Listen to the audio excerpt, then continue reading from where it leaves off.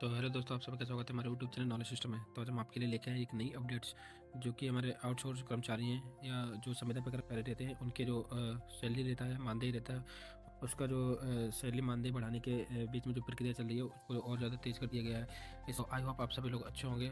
लोगों को वीडियो अच्छी लगती हो तो प्लीज़ एक लाइक और कमेंट कर दिया करें। तो चलिए हम वीडियो को स्टार्ट करते हैं। तो यहाँ पे जो हमारे संविदा कर्मचारी होते हैं या जो आउटसोर्स से वैकेंसी से जो सेलेक्ट होते हैं, उनके जो मानदेय मिलता है तो उसकी बढ़ोतरी पे जो अभी कुछ चर्चाएं चल रही थी, तो उसकी प्रक्रिया जो चल रही है उसको अभी तो और तेज़ कर दिया गया है। तो उनके लिए ये बेहद खुशखबरी है। जो अभी का जो अभी मानदेय मिल रहा है उसमें बढ़ोतरी की जा रही है।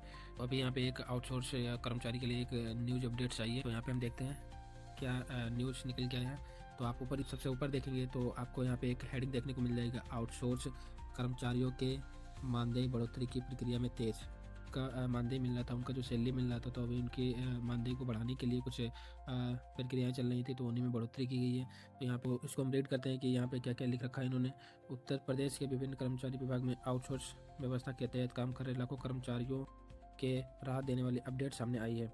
उत्तर प्रदेश सरकार ने आउटसोर्स सेवा निगम का रजिस्ट्रेशन पंजीकरण एक्ट के अंतर्गत पूरा कर लिया है। इसके साथ ही नई तैनाती व्यवस्था, भुगतान संशोधन, मानदेय ढांचे को लागू करने की दिशा में काम तेज कर दिया गया है। अनुमान है कि इस कदम से करीब 4 लाख आउटसोर्स कर्मचारियों को फायदा मिल सकता है, जो कि काफ़ी समय से बेहतर वेतन, संचार और समय पर भुगतान की मांग उठा रहे हैं। तो हमारे जो कुछ कर्मचारी थे जो आउटसोर्स या संविदा पे तो उन्होंने कुछ मांगे उठाई थी उसको बढ़ाने के लिए। तो उसी के बेस में अभी कुछ इन्होंने एक जो न्यूज़ निकाली हुई है, तो उसमें अभी उस प्रक्रिया को और ज़्यादा तेज़ कर दिया गया है। यहाँ पे ये देख लेंगे, आपको देखने को मिल जाएगी कि जो आउटसोर्स होता है, आउटसोर्स सेवा निगम क्यों बनाया गया है, तो यहाँ पे आपको उसको भी देखने को मिल जाएगी। सरकार ने आउटसोर्स कर्मचारियों से जुड़े मामलों को एकीकृत और व्यवस्थित करने के लिए अलग सेवा निगम बनाया है। अब नियुक्ति, अनुबंध, उपस्थिति और भुगतान जैसे प्रक्रिया केंद्रीकृत सिस्टम से होगी। इस इसके लिए अलग प्रशासनिक सेटअप तैयार किया जा रहा है और प्रबंध निदेशक की नियुक्ति पहले ही की जा चुकी है। पहले जहां अलग अलग एजेंसियों के माध्यम से भुगतान होता था, अब उसे नई कानून व्यवस्था में लाने के लिए और भुगतान विवाद कम हो। तो अभी जो आपका अगर मानदेय जो मिल रहा था वो लेट मिल रहा था, चलिए आपका लेट हो रहा था, तो उसके विषय पे भी यहाँ पे इन्होंने कुछ चर्चाएं की हैं।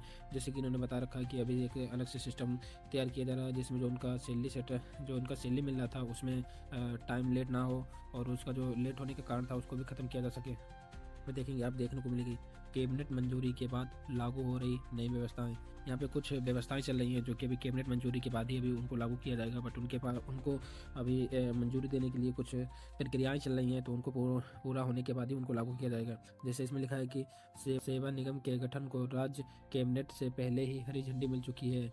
मंजूरी के बाद शासनादेश जारी हुआ और अब रजिस्ट्रेशन व संचालन ढांचा जमीन पर उतारा जा रहा है। कई 6 से 8 साल से कार्यरत आउटसोर्स स्टाफ इस फैसले के बाद से बढ़े हुए मानदेय और नई सेवा शर्तों के लागू होने का इंतजार कर रहा है। विभाग स्तर पर डेटा समकेन और स्टाफ मेकिंग का काम भी साथ साथ चल रहा है। उन्होंने बताया कि कुछ इन्होंने लिख रखा है कि इसमें जो 6 से 8 साल से जो लगातार आउटसोर्स या संविदा पर काम कर रहे हैं, तो उनका जो सैलरी इंक्रीमेंट है उसको पहले ही मतलब हरी झंडी मिल चुकी है, उनको पहले ही मंजूरी दी जा चुकी है कि उनका जो मानदेय बढ़ाया जाए। कितना बढ़ सकता है आउटसोर्स कर्मचारियों का मानदेय? जो हमारे संविदा पे काम करते हैं उनका मानदेय कितना क्या बढ़ सकता है, उसके विषय में भी यहाँ पे चर्चा की गई है। नए प्रस्तावित भुगतान संचार में अलग अलग श्रेणियों के अनुसार मानदेय तय करने की बात सामने आई।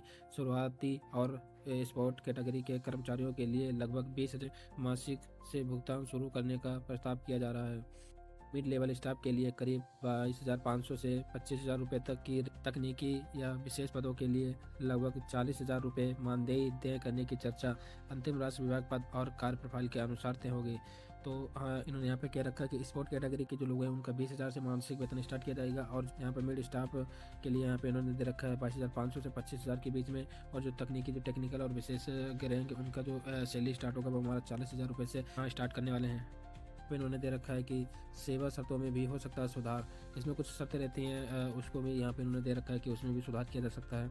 मानदेय बढ़ोतरी के साथ साथ कुछ अतिरिक्त सुविधाएं जोड़ने पर भी विचार चल रहा है, समेत कैजुअल लीव, महिला कर्मचारियों के लिए मेडिकल लीव और तय अवधि का अनुबंध मॉडल शामिल किया जा रहा है।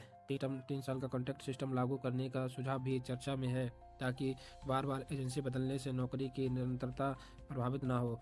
बिना उचित कारण सेवा समाप्ति पर रोक और कुछ सामाजिक सुरक्षा लाभ जोड़ने की बात भी सामने आई। इसमें इन्होंने ये बता चुका है कि जो मेडिकल लीव होती है या होती है उनको भी बढ़ाने का, और जो 3 साल का कॉन्ट्रैक्ट सिस्टम है उसको भी मतलब सुधारने का।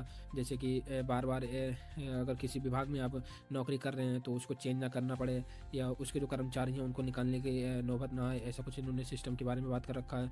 और यहाँ पे बिना किसी उच्च कारण के आप नौकरी को समाप्त नहीं कर सकते, उसको छोड़ भी नहीं सकते हैं। भर्ती प्रक्रिया होगी ज़्यादा पारदर्शी।